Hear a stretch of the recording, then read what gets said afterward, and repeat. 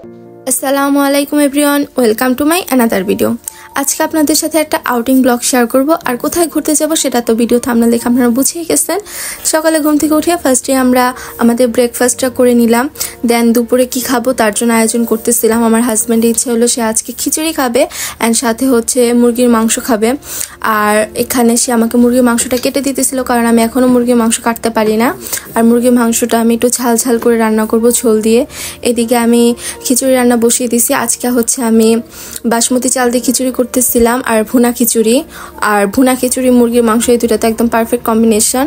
আমার রান্না প্রায় শেষের দিকে, আর এদিকে আমার হাজব্যান্ড এখানে সালাদ বানাইতেছিল। এরপর দুইজন দুপুরে খাওয়া দাওয়া করে ফেললাম। যেহেতু আমরা ঘুরতে যাব তাই আমরা একটু আগে খাওয়া দাওয়া শেষ করে ফেলতেছি।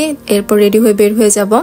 অ্যান্ড এই যে আমরা রেডি হয়ে চলে আসলাম স্টেশনে। এখান থেকে আমরা আজকে যাবো হচ্ছে টোকিও স্টেশনে। টোকিও স্টেশন হচ্ছে জাপানের অন্যতম সব থেকে সুন্দর একটি স্টেশন। ওই জায়গাটা নাকি খুবই সুন্দর।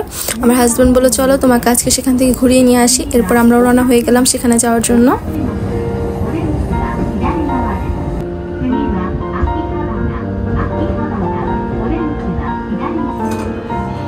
আমরা আমাদের গন্তব্যে চলে আসছি। এখন ট্রেন থেকে নেমে পড়লাম আর কি। আর বেশিরভাগ আমি জাপানি ট্রেন দিয়ে ঘোরাঘুরি করি, মধ্যে দিয়ে একবার বাস দিয়ে ঘুরতে গেছিলাম। আর জাপানে আপনি বাস বা ট্রেন যেটা দিয়ে ঘুরেন না কেন আপনার ঘুরতে খুবই বেশি ভালো লাগবে, কারণ চারপাশের ন্যাচারাল ভিউগুলো আসলেই এত বেশি সুন্দর যে যেখানে যান না কেন আপনার ভালো লাগবে। স্টেশন থেকে বের হওয়ার সাথে সাথেই তো আমি পুরো অবাক হয়ে গেলাম। দেখেন চারপাশের ভিউটা জাস্ট কত বেশি সুন্দর। এই পাশে সব উঁচু উঁচু বিল্ডিং ছিল।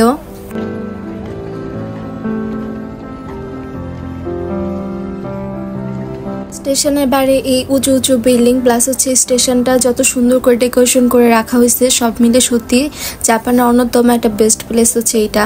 মানে জাপানে কেউ ঘুরতে আসলে এই জায়গাটা মাস্ট ভিজিট করে। আর আমরা আসলাম, মানে আমার ফার্স্ট টাইম এখানে ঘুরতে এসে খুব বেশি ভালো লাগতেছিল, কারণ প্লেসটা আসলে এত বেশি সুন্দর। এরপরে আমরা স্টেশনের আশেপাশে একটু ঘুরতেছিলাম। আর এই এরিয়াটাই সুন্দর অনেক বেশি, শুধু স্টেশন না ফুল এরিয়াটাই এত বেশি সুন্দর যা বলার বাইরে। এখানে একটা লেক ছিল, লেকের ধারে আমরা একটু বসলাম, বাট এখানে প্রচুর ঠান্ডা বাতাস ছিল। তারপরে এই যে রাস্তাটা আমার কাছে এত সুন্দর লাগতেছিল, এই রাস্তার মানে লুকটা খুব সুন্দর আসতেছিল আর কি। এরপর আমরা একটু সামনে চলে গেলাম, গিয়ে দেখি এই যে এই বিশাল বড় একটা পার্ক। এখানে অনেক মানুষ ছিল, অনেকে তার ফ্রেন্ড ফ্যামিলির সাথে এখানে টাইম স্পেন্ড করতেছিল আর কি। এরপরে জায়গাটা একটু ঘোরাঘুরি করলাম আমরা। আর সেদিন প্রচণ্ড গরমও ছিল। এই দেখেন সন্ধ্যা হয়ে যাইতেছে আর কি, মানে সন্ধ্যা হয় নাই, সূর্যটা ঢলে পড়তেছে। আমরা আবার স্টেশনের দিকে চলে আসলাম।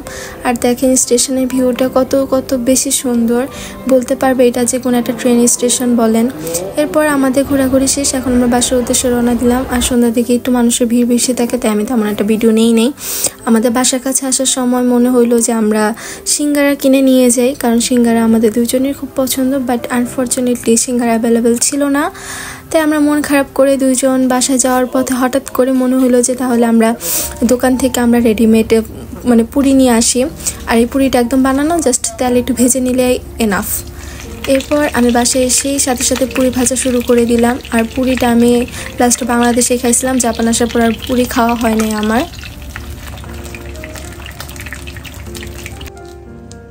জাপানে তো আর সিঙ্গারা পুরি বিক্রি করে না। আর আমরা এই পুরিটা কিনছিলাম বাংলাদেশে একটা হালাল ফুড থেকে। আর বাংলাদেশে তো জাস্ট আমরা 10-20 টাকায় সিঙ্গারা পুরি কিনতে পারতাম, বাট জাপানের মতো দেশে এই কয়টা পুরির দামও অনেক বেশি। আমাদের এই প্যাকেটটার মধ্যে জাস্ট 10টা পুরি ছিল, আর এটার প্রাইসই ছিল প্রায় 450 ইয়েন আর কি, মানে প্রাইসটা তুলনামূলক একটু বেশি। এরপর বসে পড়লাম আমরা পুরি খাওয়ার জন্য।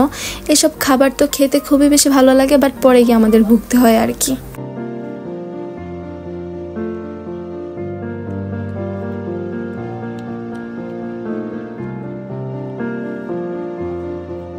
পুরি খাওয়া শেষে বসে পড়লাম চকলেট খাওয়ার জন্য। আমার হাজব্যান্ড আসার সময় এই চকলেটটা নিয়ে আসছিল, তাই ভাবলাম একটু ট্রাই করে দেখি কেমন খেতে। আর চকলেট তো আমাদের মেয়েদের সবারই খুবই পছন্দের। আর এই বাদামের চকলেটগুলো আমার খুবই বেশি ভালো লাগে। আর আমার আজকের ব্লগটা ছিল এই পর্যন্তই। সবাই ভালো থাকবেন, সুস্থ থাকবেন, আর অবশ্যই আমার চ্যানেলে সাবস্ক্রাইব করতে ভুলবেন না কিন্তু। আল্লাহ হাফেজ।